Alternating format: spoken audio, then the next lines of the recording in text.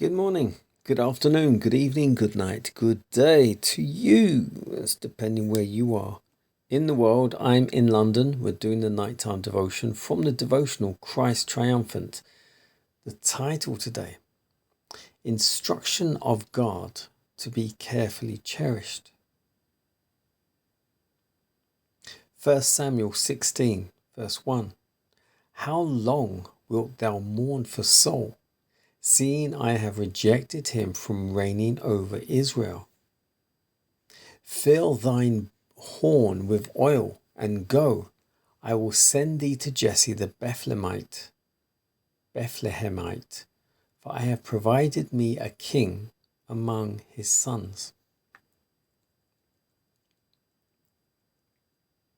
When God called David from his father's sheepfold to anoint him king of Israel, he saw in him one to whom he could impart his spirit. David was susceptible to the influence of the Spirit of God, and the Lord in his providence trained him for his service, preparing him to carry out his purposes. How joyfully David triumphs in God and his relation to him. Who is a rock save our God?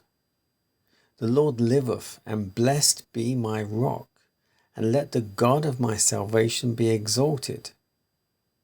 He is my strength, my power. He is the source and foundation of all my blessings. He is to be as the shadow of a great rock in a weary land. He is my strength, my support. He is who keeps me safe. In him will I trust. After David had been made king of Israel, God did not compliment him on his exalted position or his dignity and the extent of his power, but instructed him in regard to the obligations resting on him. This instruction was to be carefully cherished as the word of the Lord for all who should follow David as rulers of the people. They were to be often repeated as lessons of counsel to future generations. The heavier the responsibilities that people bear, the more humble should they be and the more jealous of themselves, lest they withdraw their confidence from God and become haughty, overbearing, presumptuous, and self-exalted. This is the danger threatening those who have been especially favored by God. Unless they become wise in the wisdom of God and strive constantly to reveal the attributes of God, they are in danger of thinking themselves sufficient for all things. Those placed in positions of responsibility should be men and women who fear God, who realize that they are humans only, not God. They should be people who will rule under God and for him. Will they give expression to the will of God for his people? Do they allow selfishness to tarnish word and action? Do they, after obtaining the confidence of the people as leaders of wisdom who fear God and keep his commandments, belittle the exalted position that the people of God should occupy in these days of peril? Will they, through self-confidence, become false guideposts, pointing the way to friendship with the world instead of the way to heaven?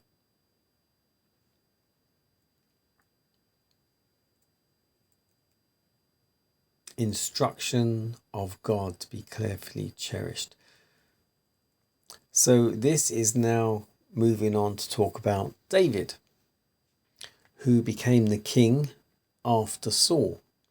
God withdrew the throne from Saul and had Samuel anoint David in his stead.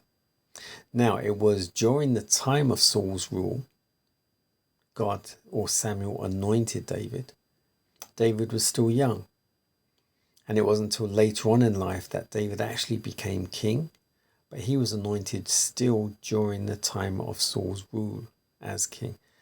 But God withdrew his blessing from Saul, so it took a fair time before Saul, well, I mean, if you read it, you'll find out what happened to Saul, and then, of course, how David had to take over. But here it is letting us know that God chose David because David was a humble shepherd.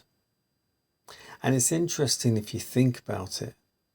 All the people God has chosen, not the people chose, because the people chose Saul. But all the people God has chosen have always been humble.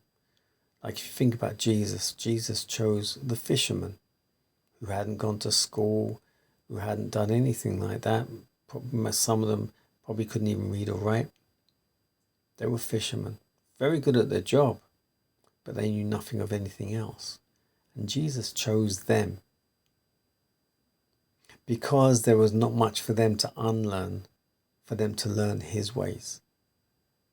And it's the same with David. But the difference with David, David already knew of God. Because it says here, David followed his ways.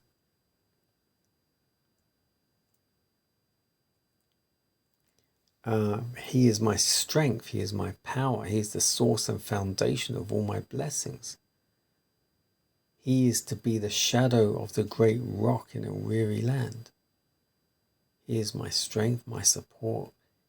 He is he who keeps me safe. In him will I trust. God was already a loyal servant. David was already a loyal servant to God. So the foundations were already laid by his father Jesse. So then basically, God just had to take the mantle from Saul, move it over to David. But David was a very young man when this happened, and he had to wait for a fair few years before he could take that on. But then goes on to say, there are many who put their trust in the world, who do not fear God.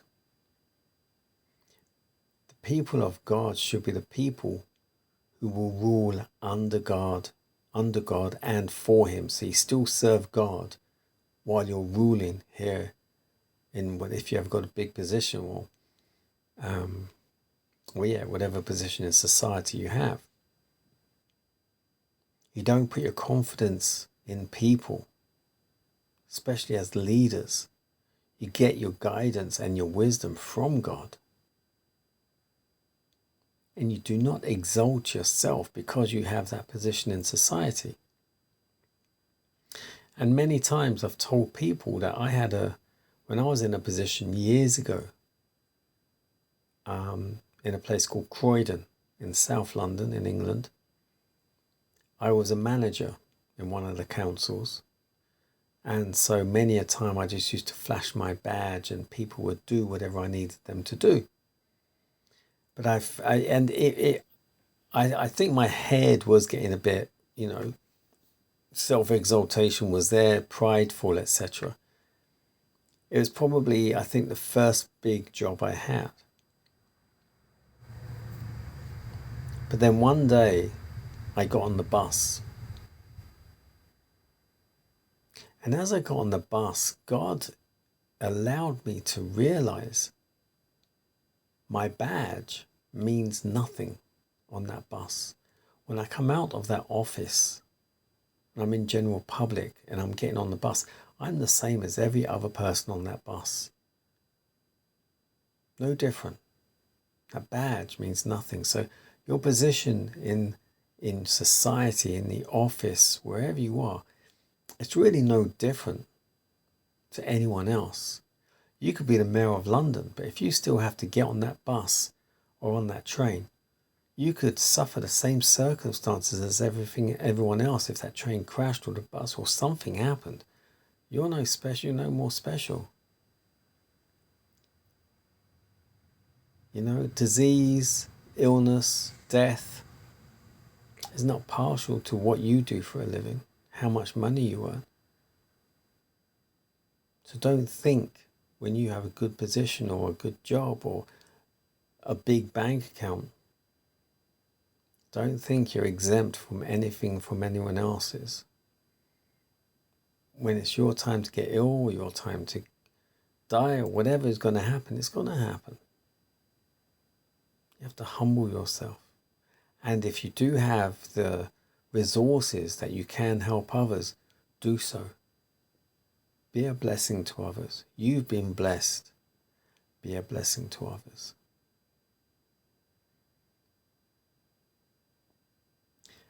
If you are following this and you are one of resources, don't be a false guidepost. Be charitable. Give where you can.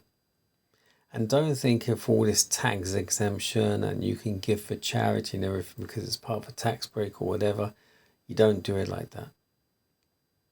You give freely, willingly, where it's needed.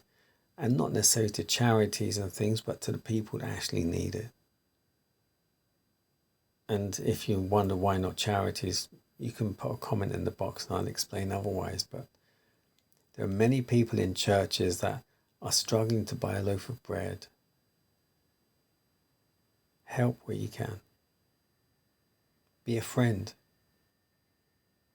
Maybe even be an angel. God bless you.